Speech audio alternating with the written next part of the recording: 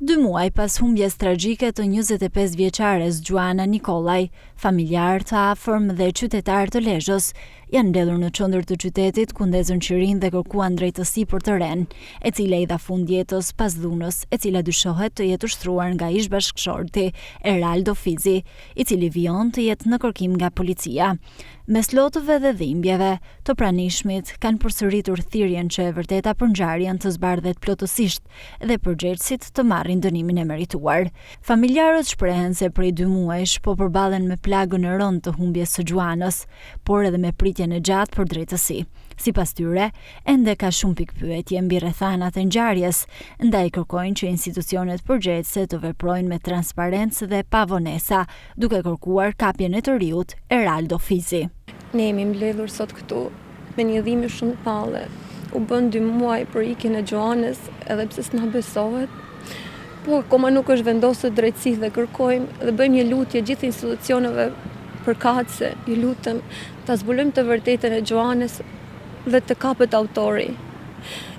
Kjo drejtësi është edhe sensibilizim për gjitha femrat, se nuk dua të dëgjoj nesër pas nesër dhe vajzat e tjera që vinë kënë fatin e Gjuanës. Ne kemi besim dhe shpresojmë që drejtësia të vendit të vendoset në vend sa më shpejt dhe të autori të kapet.